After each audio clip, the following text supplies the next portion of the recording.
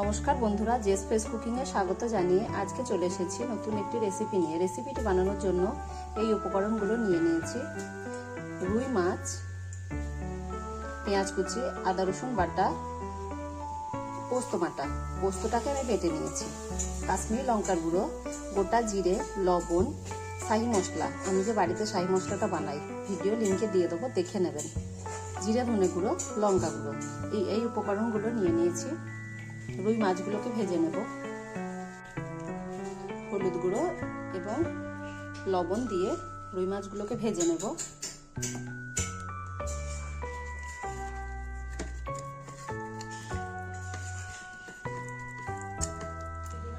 এবার কড়াইয়ে সাদা তেল দিয়ে দিয়েছি।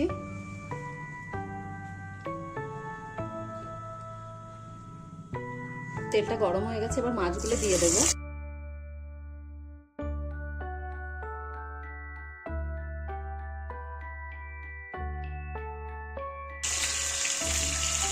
মাছগুলো উল্টে পাল্টে লাল লাল করে একটু ভেজে নেব। মাছগুলো ভাজা হয়ে গেছে, এবার তুলে নেব।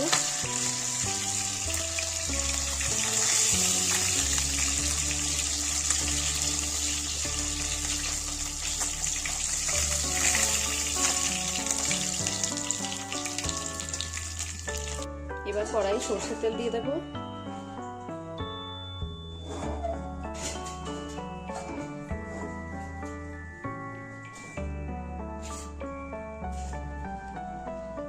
গোটা জিরে দেব, পেঁয়াজ,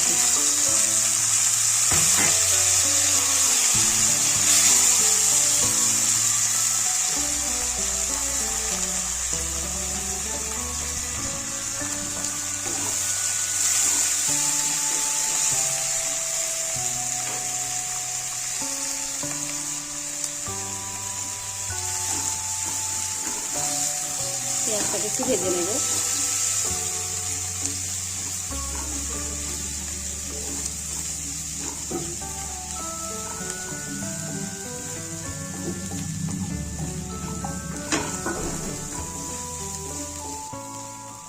পেঁয়াজটা ভাজা হয়ে গেছে, এবার আদা রসুন বাটা দেব।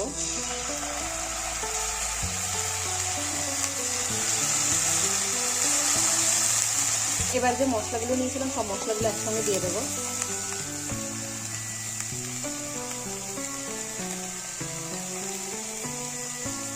এরপর আমি যে পোস্তটা বেটে নিয়েছিলাম পোস্তটা দিয়ে দেবো।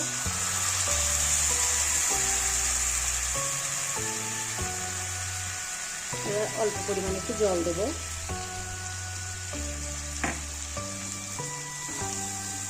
সব উপকরণগুলো একসঙ্গে মিশিয়ে নেব।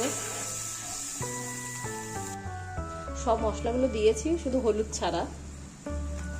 এবার সব মশলাগুলো একসঙ্গে ভালোভাবে কষিয়ে নেব। মশলাগুলো আমি 1 মিনিট কষিয়ে নেব।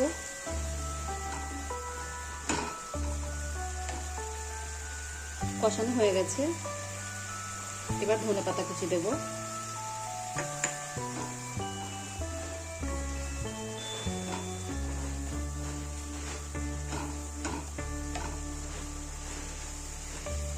জল দেব।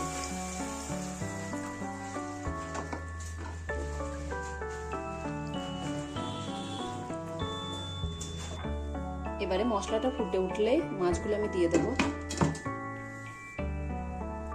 মশলাটা ফুটে গেছে, এবার মাছগুলো দিয়ে দেব।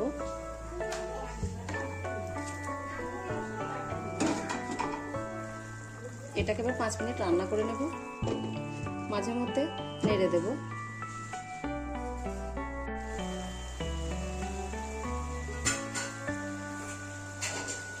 রান্নাটা হয়ে গেছে, এবার একটা প্লেটের মধ্যে ঢেলে নেব।